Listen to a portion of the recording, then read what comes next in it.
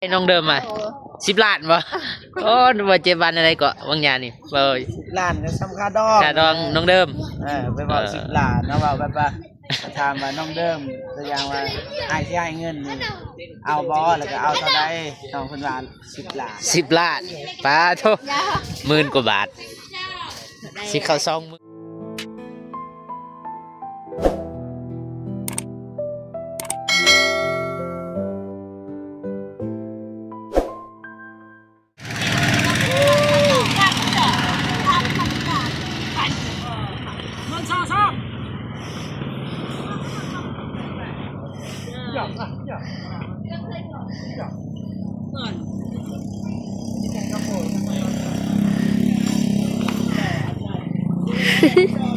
ปั๊บเดิมมันเนาะเด็กมันเนาะเด้อบ้านเฮาอยู่ทั้งบ้าน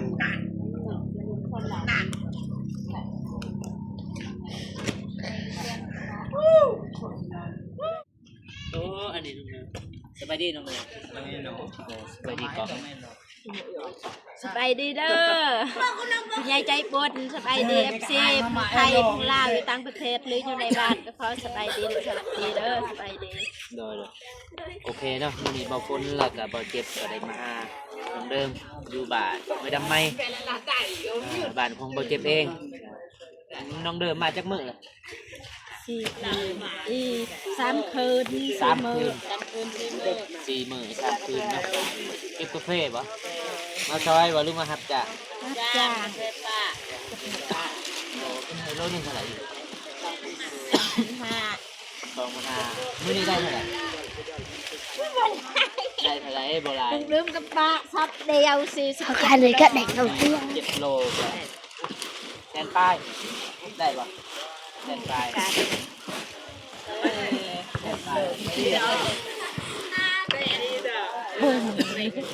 มื้อนี้มาแบบกระทันหันแน่เนาะมันอยากมืดคนก็อยากตกว่าทางน้องก็สิเมื่อบ้านจะมันจะแบบบ่ได้เมื่อนอนนี่บ่ลายเนาะรวยแล้วน้องเดิมรวยแล้วช่วยครึ่งนึงอีรับจ้างครึ่งนึงไปครึ่งนึงรับจ้างรวยแล้วลายว่าบ่เจ็บอันขี่รถไปบ่เจ็บไหนแล้วบางยายเอ้ายายได้บ่บ่อันนี้ก็เพิ่นตากกาแฟโตแม่นให้นี่ให้ป้าทายก็ได้คันบ่คาเวียบาดยาแล้วจ้ะถูกกับบ้านกูนะตาทายก็เป็นเพิ่นจะตากาแฟแต่ว่าขับมานี่ปุ๊บ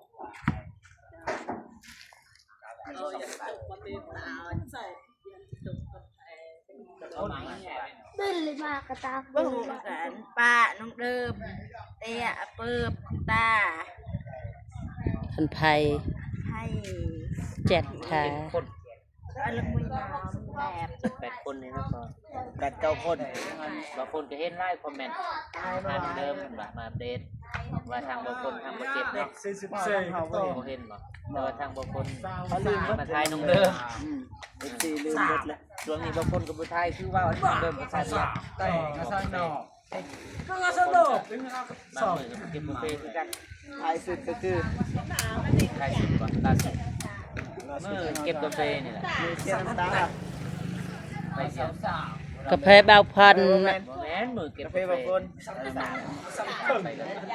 โอ้แล้วว่ามื้ออื่นทางหายเพิ่นสิมื้อบ่ายอะไรเตียงน้าบ่าวบอกว่ามันพุธมื้อนี้วันหยังวันพฤหัสมื้อมันสุกมื้อสิเดินทางไปบ้านไปทอดแล้วบ่ลงสายละใช่เสื้อมือเราสิมาหาเนาะกระตกแค่ตามนเหรอเดินไปทักทายว่าได้แค่ไหนทางยินอายบอกได้ระบายกับบ้านไอ้แวนมาเอาแน่ไก่แน่บ่ได้ยินบ่มีไมค์บ่ยันบ่ได้ยินบ่ยืมใหม่ครับระยะบ่ให้เนี่ย ก็ไปจุงไอ้ตาหมูแล้วน้ำเสียด ไทยเน้นน้องเดิม เล่นไม่ได้นางเอก ดื่ม อิม ก็ วี บ่สบายอ่ะ มาสบายเป็นไร 412ค่ะอยากได้เงินบ่ ใครอเมดาดปัญญาไม่ดานเจ็บ พี่ ค ได้ อ เจ็บคอป่ะ กลืนน้ำลายก็เจ็บ คือกัน เจ็บ คือกัน มียาดีป่ะ คือกัน โอ้เข้าใจเลยสักันว่า เขาก็เจ็บคือกันแต่ว่าบ่ไกล2มื้อเศร้าเอ โอง เคเข้าใจแล้วกันว่าเบาเจ็บไปเจ็บซีเมนติดน้ำกันนี่แหละโอเครู้แล้วไม่ต้องแบบ นี่เลยเพิ่น ไม่ต้องแบบว่าคนหูแล้วเป็นเรื่องธรรม ยา ดา สิตีกันกับบ่ตู ใช่ อยู่ไกลสมอง ที่จริงแล้วมันเป็นหยังมันแค่คอนเทนต์เฉพาะกับเบาฝนเด้คาสิว่ากับ FC ฮู้เลยคือคอนเทนต์กับเบาฝนแต่ว่าแล้วก็น้องบองกับเบาตูนนี่เฮาบ่ฮู้แม่นบ่แต่ว่ากับเบาฝนแต่ก่อนเฮาก็ดินคอนเทนต์กันเวลาไปเจอ FC ว่าเฮาดินคอนเทนต์แต่ว่าเบาตูนเป็นคิดจริงนะเบาฝนคอนเทนต์เราบางคนกับบริวูจักเป็นการส่วนตัวแต่ว่าผมเคยแชทยุคคอมเมนต์เลยงามเด้ แต่ก่อนบ่ แมนพูดเป็นส่งเป็นซาวเสร็จโดนเติมกันบริษัท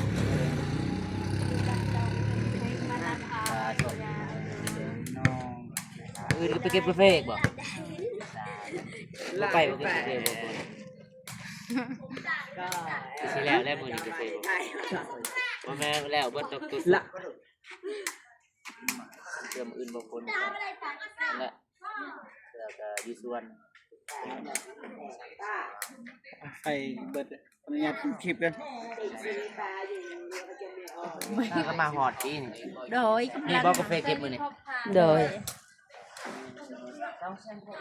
แม่พิมพ์ก็คิดฮอดอยากให้บางคนมาเจ็บไปทายเห็นคลิปต้นแหละคลิปเริ่มทำคุณกระห้องเอาอยู่ไปถ่ายคลิปถ่ายกันเบิดสำนักแล้ว เยอะ ต้องใช้บุจะเป็นบางคนเคยมาครั้งแรกเพื่อนเอื่อยบางคนถึกเอื่อยวันนั้นนะ ปีมา นาสาวนาสาวเนาะแบบพี่น้องกันเนี่ยนาสาวเดิมกับสำนักสาวของบางคนก็บุญเพื่อบเจ็บเรามีเงินที่มาให้บางคนยินเบาอยู่ยินแม่เพิ่นโดนฟันมีกลุ่มลงโบราณเราเป็นนิดหน่อยก็ได้ไปซื้อของซื้อผู้เป็นมาเป็นน้องเดิมสามคนเสียงมายอมนะพี่น้องได้พ่อเก็บกาแฟมัน ไป ได้จากซอบเลย เหลือป่ะได้5ซอบ ผู้เดียวว่า5 สอบ แหม่น โทษได้ลายแทนผู้เดียว5 สอบบ่ผู้เดียวก็คิดว่า5 สอบผู้เดียวตาผู้เดียวเก็บได้5 สอบเกิดคนแล้วคะแนน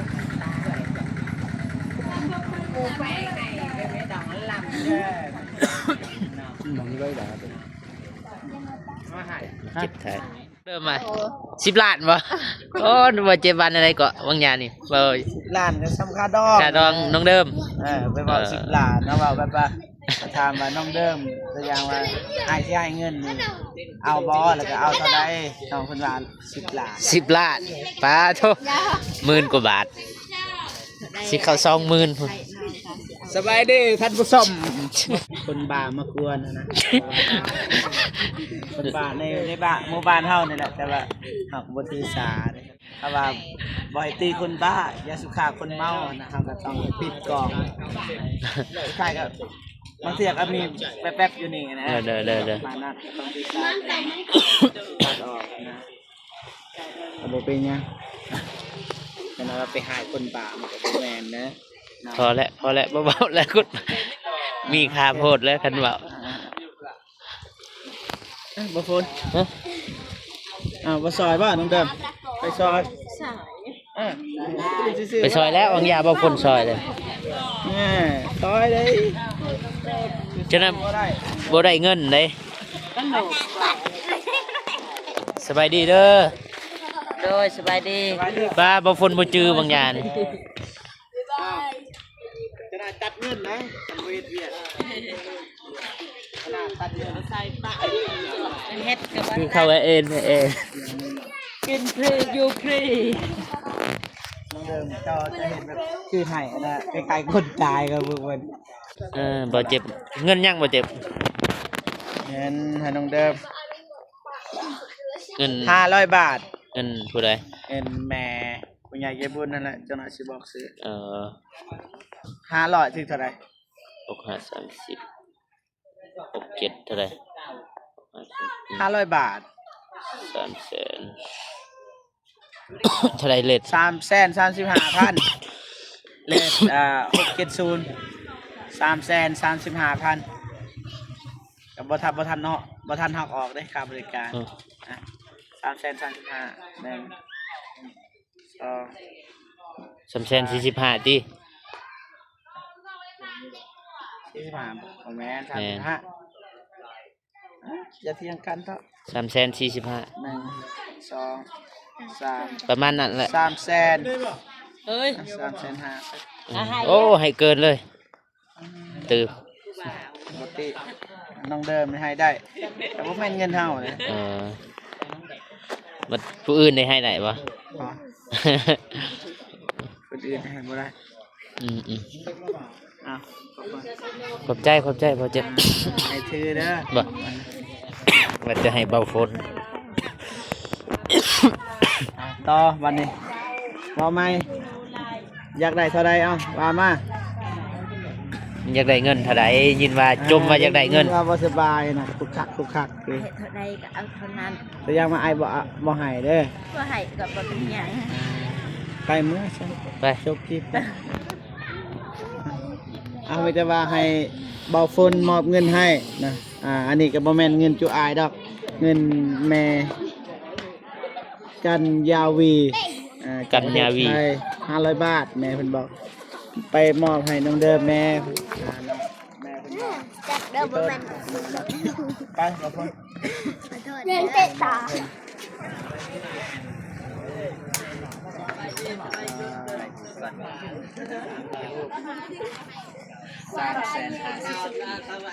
แต่ว่าบ่เจ็บให้เกินเลย เป็นยังเกินเป็นยังเป็นยังเอาแม่นเล็กหน่อยซื้อน้ำมันไปเที่ยวมื้อนึงได้แล้วไปครับ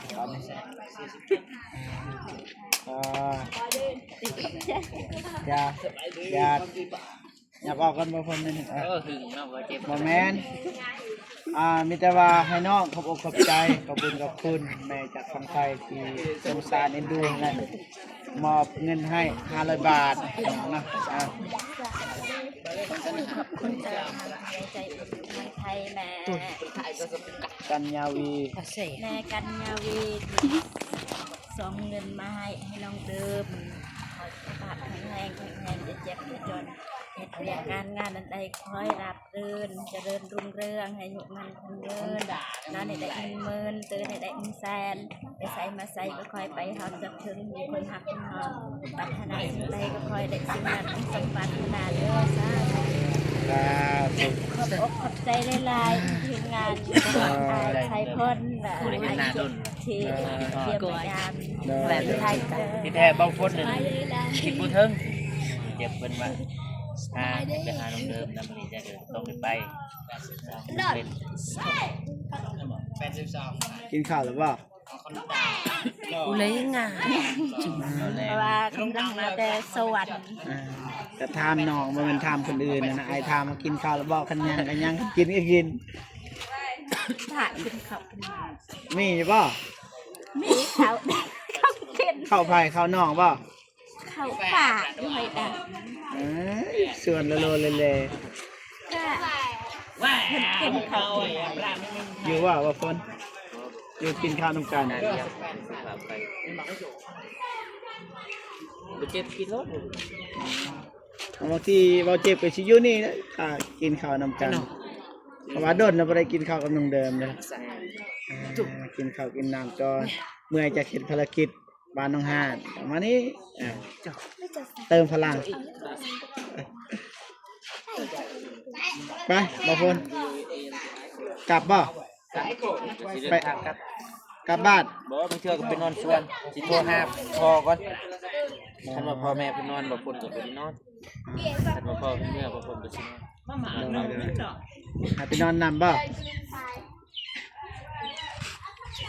เบิ่งก่อนย่านว่าเพิ่นเพิ่นมือเพิ่นนอนน่ะนะครับก็บ่เพิ่นนอน ตัวอย่างว่าพอบางคนเมื่อเด้หาไปนอนบ่คุยหลังไม้เนาะได้เอาบัดนี้กลับบ้านได้บัดนี้ โดย เจ้านายบางทีอายสิมากินข้าวนำ โดย ให้บ่ ให้ ถ่ายคลิปเลยเด้ให้ FC เพิ่นเบิ่ง ถ่ายกับถ่ายแต่เอาบุมีอาหารสี่แซมติด เด้เงิน ซื้อ10,000 ของยาส่วนกินวัดนะไปบางคน โอเค ไป เดินทางกลับก่อนขอบคุณกลับไปแล้วบัดเซลโอเคเนาะพ่อพี่น้องบ่เจ็บแล้วก็บ่ฝนก็ได้มาหาน้องเดิมเป็นที่แฮบหอยแล้วก็ได้มาถามข่าวการเป็นอยู่บ้านห้วยดำไม้แล้วก็แต่ละมือเพิ่นเฮ็ดหยังบางคนก็ได้ทายได้ถามแล้วก็บ่เจ็บก็ได้มอบเงินจำนวนหนึ่งที่ว่าทางผู้ใหญ่ใจบุญอยู่ต่างประเทศทางแม่กัญญาวีเนาะเพิ่นได้มอบเงินให้น้องเดิมแล้วก็ให้บ่ฝนแล้วก็บ่เจ็บเป็นสะพานบุญเพิ่นก็ได้มอบเงินจำนวน500 บาทเนาะถืออยู่ประมาณถ้าว่าเทียบเสียเงินลาวก็ประมาณ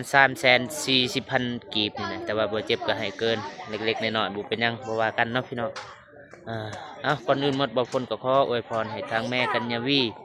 แล้วก็ผู้ใหญ่ใจบุญทุกท่าน FC ทุกๆคนจงอยู่ดีมีแห้งความเจ็บบ่ได้ความไข้บ่มีให้ร่ำให้รวยปรารถนาสิ่งใดขอให้ได้สิ่งนั้นเด้ออายุมันขวัญยืนบ่ฝนก็